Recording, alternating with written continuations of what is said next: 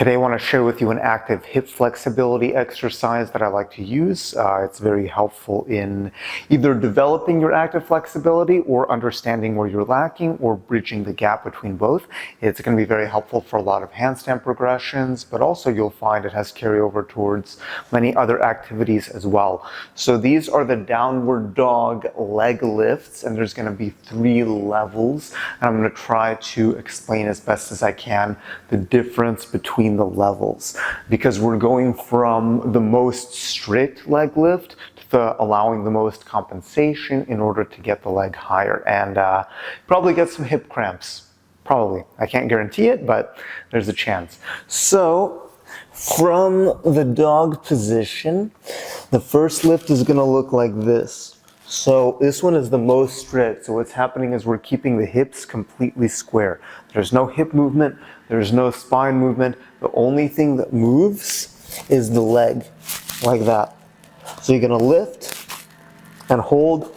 You can look at the leg to make sure it goes straight up and down. And this one, it's quite difficult. It's very humbling, because with no compensations, I find out that, hey, I can't actually lift the leg very high. But it's very important to be able to do it strict with no compensations like that. Sorry about the landscapers. They seem to always know when I'm filming, and I'm just going to work with it because I can't work around their schedule. So the second variation is the open hip. So that, I'm going to give you a different angle. Here, I'm allowing my hip to turn, so I'm maintaining that contraction of the glutes, but what's happening, instead of keeping my hip down and square, I'm rotating it up to the sky, but I'm maintaining the hip extension in that leg, so it does allow the leg to go higher. It's going to look like this. 1, 2. So I didn't change the leg in relation to my torso. All I'm really changing is the rotation of the hip. I'll show you a little bit of a different angle. So from here, right, that's all I'm changing. I'm still opening the hip as far as it can go, but now I'm turning that hip to the sky. So that's level 2, and that allows me to get a little bit higher up with the leg. And don't worry about the position of the base leg, of the hands. Allow that to be organic and kind of go where you need to with it, but that's the idea, is rotate the hip, allow it to go higher. That's position number 2. And position number 3, this is where it gets a little bit more complex. It's a rotation and actual closing of the hip. So what happens is, from here, you externally rotate like this, and as you do so, the leg continues traveling in an upward path, hopefully, but the hip angle is no longer open. It ends up being a little bit closed like this. So quick definition: open hip angle, closed hip angle, just to give you some point of reference there. So progression number 3 of the downward dog leg lifts, it's going to look like this. 1, 2, 3. So see, my hip position stays, but my leg rotates. And what happens is that now I can start to lift it higher with that rotation, even though the hip angle is not completely open. So other leg, it's going to go 1, 2, 3. Different angle. One leg, it's going to go 1, 2, 3.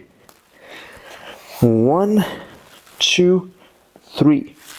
So see how it goes from open to closed, but the leg continues traveling upwards. That's the idea. Again, depending on your level of hip flexibility, that third one may look something like this, which is not ideal. This is where you're going to get those hip cramps. So just keep the leg reaching up as far as you can.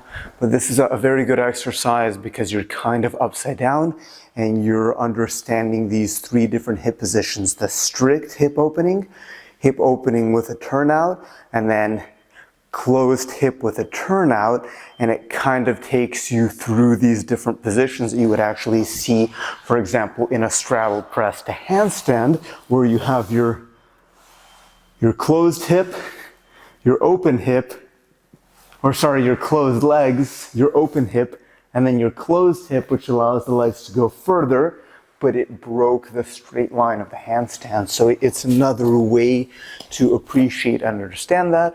And then of course the position is actually very similar to how you would go into a one-arm press as well. So that flexibility is very helpful. So just to reiterate one more time, position 1, strict. Position 2, hip turn. Position 3, close the hip angle. Keep the rotation. 1,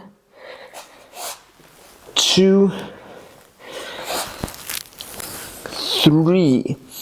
And there's even more carryover than you might think, because, for example, in something like a cartwheel, this is actually the path that the leg follows, right? When I go into a cartwheel, this is exactly what happens. It starts as a heel drive, so straight leg in the back. Then the hips start to open and turn into the cartwheel, and then the leg rotates to finish it. So watch what that back leg does in my cartwheel. It actually follows the same path, but it happens a lot faster. So when you do it slow like that, it's actually more difficult, but it helps you to also to understand that path that the leg follows, develop that path in a very strict manner, or let you know that maybe you're lacking flexibility, and maybe that's why some movements don't look the way you want them to look. So anyway, apologies for the landscapers.